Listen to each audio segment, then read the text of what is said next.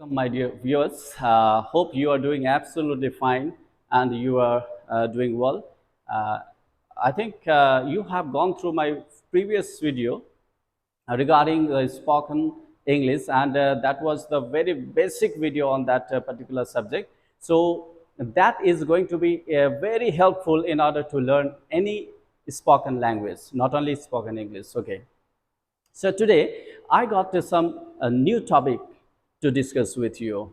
What is that? They are the very known face, very known figure, right? But how we use it?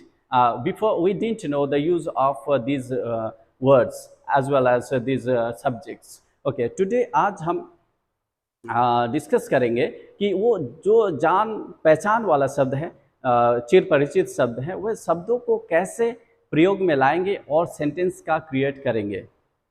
तो चलिए सीधे चलते हैं कि हम स्पोकन इंग्लिश में कैसे विभिन्न सब्जेक्ट्स को और वर्ब्स को यूज़ करके सेंटेंस का क्रिएट करते हैं। ओके, तो आने वाले दिन में ये समझने में सुविधा होगी कि सब्जेक्ट और वर्ब का यूज़ से सेंटेंसेस का क्रिएशन होता है और वही हमें बोलने के लिए मदद करती है। So there is no any other options apart from this that is making sentences. Okay, so this is very simple one. आप सभी जानते हैं जैसे क्लास 3 में या 4 में 5 में 6 में हम लोगों ने वाक्य बनाओ इन हिंदी और मेक सेंटेंसेस इन इंग्लिश सीखा है और उसी के बेस पर हम आज चर्चा करने वाले हैं कि सेंटेंस कैसे क्रिएट करते हैं। सेंटेंस क्रिएट करना दैट मीन्स इटसेल्फ स्पीकिंग, बोलना होता है। सेंटेंस क्रिएट होती है, ये खाते पर करते हो आप लोग और उसके साथ ही माइंड पर भी ये सेंटेंस बसती है, यानी कि बोला जाता है। तो in a similar way we can make some sounds also while creating sentences. We write, we utter in our heart, and we utter from our mouth also. So here we are going to discuss two different words, how they are used and when they are used and where they are used. Come and join with me. The first one is do. Do means करना, हिंदी में इसकी अर्थ करना होता है। तो do का use कहाँ करेंगे हम? I के साथ में, you के साथ में, we के साथ एंड they के साथ, इन चार सब्जेक्ट्स के साथ में do का यूज करते हैं। आप सभी को मैंने सब्जेक्ट्स बता दिया। सब्जेक्ट्स यानी कि मैं अभी इंटेंसिव लर्निंग या टीचिंग में नहीं जा रहा हूँ, ये जरा सा आपकी जानकारी के लिए मैं बता दिया। जो स्कूल्स के लर्नर्स हैं या फिर कॉलेज के लर्नर्स हैं वो बिल्कुल जानते हैं सब्जेक्ट्स क्या होती है। तो सब्जेक्ट्स के साथ में वर्ब का मैच करना जरूरी होता है, यानी कि सिंगुलर वर्ब के साथ सिंगुलर सब्जेक्ट होना जरूरी है, प्लूरल वर्ब के साथ प्लूरल वर्ब का होना जरूरी है। तो यहाँ पर जो वर्ब है ये प्लूरल वर्ब है, डू।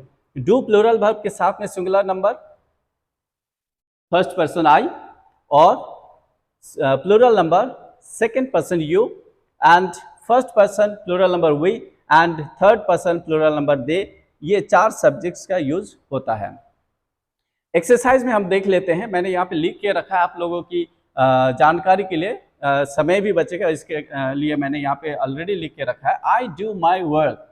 आई और डू का यूज करके, आई और डू का यूज करके मैंने सेंटेंस का क्रिएशन यहाँ पे किया है। तो सेकंड में देखते हैं, you do your homework. That means आप अपने होमवर्क करते हो, that means you and do is used here. यहाँ पे डू है और यहाँ पे यू है, दोनों का यूज करके दूसरी सेंटेंस किए हैं।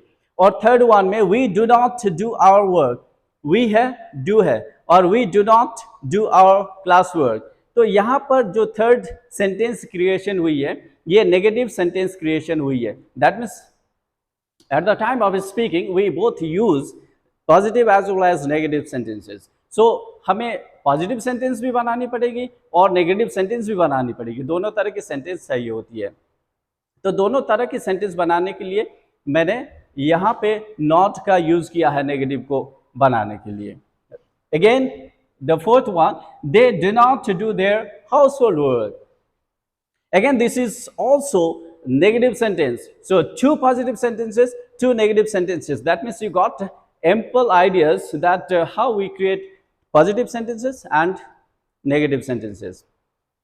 So these are from the do category. That means do is used with I, you, we, they. So these 4 subjects are used with do.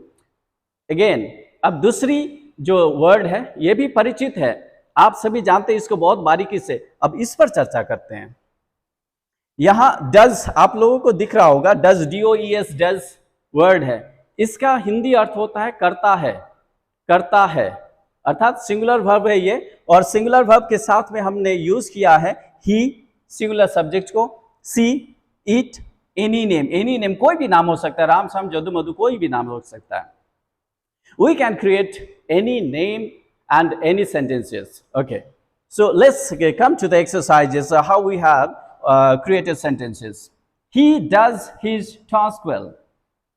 Now the first sentence tells that he does his task well. He is used as well as does is used. ये दोनों का use होना जरूरी है, परस्पर use होना जरूरी है. ये ही और डू नहीं होगा, ही के साथ डज ही यूज होगा. ये जानकारी में रखना अति आवश्यक है. नेक्स्ट सेंटेंस को देखें तो she does not sing. She does not sing. Second sentence again there is negative sentence. Why? Because not is used here. लेकिन सी और डज दोनों का यूज हुआ है. सी अगेन डज, तो सेंटेंस ठीक है. She does not sing. Third sentence it does not run. It में it और does, it and does, both the words are used here in this third sentences. Okay, so third sentence में दोनों का use हमने करके sentence को create किया है. The last one, Ram does his work. Ram falls in the category of any name. So Ram does his work. Ram does his work. Ram अपना काम करता है. तो ऐसे ही तरीके से हम लोग सेंटेंस का क्रिएशन करेंगे. तो सेंटेंस क्रिएशन करना, इसका अर्थ होता है कि हम अपने मन में बोलते हैं, उसके बाद ही सेंटेंस का क्रिएशन होता है. तो बिल्कुल आप लोगों को ये बहुत ही हैंडी ये साबित होगी कि हम छोटे छोटे सेंटेंसेस का क्रिएशन करके कैसे और ज़्यादा सेंटेंस बना सकते हैं. इस पर बेस करके और ज़्यादा सेंटेंस का क्रिएशन हम लोग कर सकते हैं. और ज़्यादा सेंटेंस का क्रिएशन करना अर्थात ज़्यादा बोलना, ज़्यादा बातें करना. So as much as you make sentences the much you learn. So there is no any other alternative in order to learn spoken English. You have to work really hard. That is how there are 3 things which is very, very important in order to learn spoken English. One is practice, next one is practice, and the third one, that is also practice. So depending on your practice, you can excel in any field, not only spoken English. आप सभी को ये बातें बहुत अच्छी तरह से गांठ बांध के रख लेनी चाहिए कि प्रैक्टिस करेंगे जरूर आगे बढ़ेंगे, प्रैक्टिस नहीं करेंगे आगे बढ़ नहीं सकेंगे. क्योंकि एक हम लोग जानते हैं कि करत करत अभ्यास के जड़मती होत Sujan. So if you work hard, if you practice regularly, obviously nothing can stop you. No teacher can teach you if you do not practice.